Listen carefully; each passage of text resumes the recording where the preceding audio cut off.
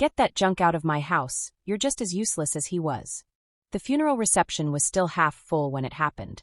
Paper plates, weak coffee, quiet conversations that weren't really about grief, just logistics. The attorney had already read the will in the side office. Most of it was simple. A modest savings account. The house. A few personal items. And then there was me. "To my granddaughter," he said carefully, "I leave my personal chess book." That was it. No envelope. No explanation. Just an old leather-bound chess manual that had lived on Grandpa's coffee table for as long as I could remember. Mom let out a short, humorless laugh. "That thing," she said loudly enough for the cousins to hear. "It's junk." I didn't respond.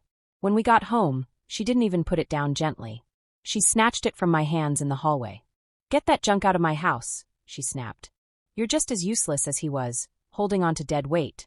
And before I could react, she dropped it straight into the kitchen trash.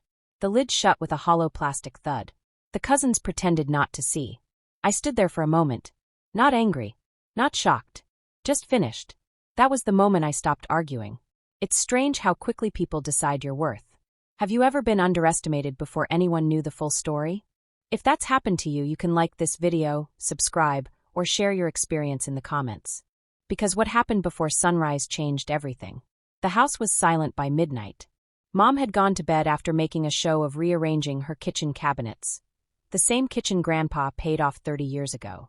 I waited until I heard her bedroom door click shut. Then I walked to the trash. The smell of coffee grounds and lemon peels hit first. The chess book sat on top of the bag, tilted sideways, the leather cover smudged but intact. I lifted it out carefully. It was heavier than I remembered. Not dramatically heavy, just wrong. I wiped the cover with a dish towel. The leather was cracked at the spine, softened from decades of use. Grandpa used to underline strategies in pencil. I could still see faint markings along the margins. That's when I noticed it. The spine wasn't flat. It bowed slightly outward, like it had been reinforced. I carried it to my room and locked the door. Using a butter knife, I pressed gently along the seam. The glue separated easier than it should have. Inside the hollowed spine was a sealed, waterproof envelope. My pulse didn't spike. I didn't gasp. I just stared at it for a long moment before sliding it out. Inside were folded property documents. A certified copy of a deed. A trust amendment. A notarized transfer record. All dated 6 months before Grandpa passed. I read the first line twice. Then a third time. That wasn't junk. Looking back, none of it was random. Mom had always controlled the narrative. When I was 12 and won the regional math competition, she told relatives it was beginner level. When I earned a scholarship in college, she called it lucky timing. Grandpa never corrected her publicly. But he watched. I remember one Thanksgiving when Mom accused me of losing a check she had misplaced.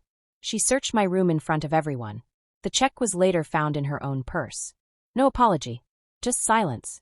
Another time, when the property tax payment was late, she told family friends I'd forgotten to mail it, even though I had never been responsible for it. Grandpa was in the living room that day. He didn't argue with her. But that evening, he sat beside me and taught me how to calculate amortization schedules.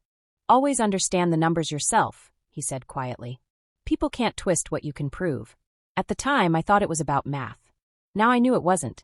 At 8:02 a.m., I was sitting inside the local bank's trust department. I asked for a private appointment. The loan officer, Mr. Halpern, was mid-50s, cautious eyes, careful posture. I slid the documents across his desk. He scanned the first page casually. Then he stopped. His expression shifted, not dramatically, just subtly. His back straightened. His voice lowered. "Where did you get this?" he asked. "It was left to me," I said. He stood and closed the office door. When he returned, he sat down more slowly. "Has anyone else seen these?" "No." He read every page in silence. Then he looked at me, not dismissively, not indulgently, carefully. "You need to understand something," he said. And that was the moment the air in the room changed. The documents weren't sentimental. They were structural. 6 months before his death, Grandpa had transferred the house into an irrevocable trust. The beneficiary listed was me. The trustee was the bank. The trust contained a no-contest clause, meaning any attempt to challenge its validity would automatically disinherit the challenger from remaining estate assets. More importantly, the deed attached showed that title ownership had already shifted. Not upon death. Immediately. Mom wasn't inheriting the house. She had been allowed to reside in it under a revocable occupancy agreement, contingent upon maintaining mortgage compliance. Mr. Halpern turned to the final page. There's also a compliance audit attached, he said quietly. 3 months of missed mortgage payments. A refinancing application submitted using outdated ownership records. She had been trying to take out equity on a property she no longer legally owned. Mr. Halpern's face went pale. I need to escalate this, he said. Immediately. When I returned, Mom was in the dining room with blueprints spread across the table. Kitchen renovation plans. She didn't look up when I walked in. I'm thinking quartz countertops, she said. Since it's finally mine. I placed my bag down gently. You may want to call the bank, I said. She laughed. For what? They'll explain. I didn't elaborate. I went to my room and closed the door. The call came 23 minutes later. I could hear her voice from the hallway. At first, it was confident, then confused, then sharp. What do you mean restricted access? A pause. That's impossible. I'm the heir. Longer pause. Her footsteps paced across the tile. The trust department had frozen the mortgage account pending investigation. The attempted refinancing had triggered a compliance review, because the legal owner of the property wasn't the applicant. Her laugh sounded forced. There must be a mistake. Another pause. Then silence. When she hung up, her hands were shaking. Not violently. Just enough. Institution always sounds calm. That's what makes it powerful. She knocked on my door without waiting. What did you do? She demanded. Nothing, I said. I showed them what Grandpa left me. She tried to pivot. This is manipulation. You went behind my back. I held her gaze. It was already filed. Her voice rose, not screaming but strained. You think a piece of paper means you can take my house? I answered calmly. You can't bully a contract. For the first time, she didn't have a response. Because paper doesn't argue. It verifies. I remembered a night 2 years earlier. Grandpa and I were playing chess. He had looked at the board for a long time before moving his bishop. Control isn't loud, he said. It's strategic. I didn't understand what he meant then. But he had asked me strange questions that year. If something belonged to you, would you protect it quietly or fight for it publicly? If someone underestimated you, would you correct them? Or let time do it? He had seen the imbalance. The way Mom spoke over me. The way financial decisions were made without transparency. The trust wasn't revenge. It was insulation. He didn't want to fight. He wanted documentation. By late afternoon, the bank had issued formal notice. Occupancy rights suspended pending compliance review. Refinancing application reported for attempted misrepresentation. Title confirmed under trust authority. Mom sat at the dining table, staring at the renovation plans. They looked smaller somehow. You'd really take this from me? She asked quietly. I considered the question. I didn't take anything, I said. He transferred it.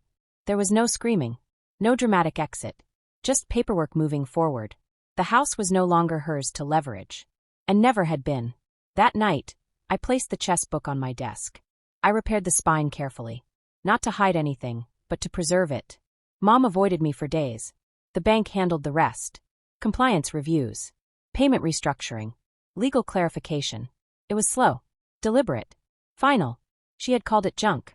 But inside that worn leather cover was proof. Proof that someone had seen me clearly. Proof that silence doesn't mean weakness.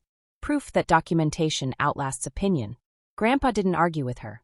He built a structure that didn't require it. And before the sunrise, I opened it. Not to win. Not to humiliate. But to understand.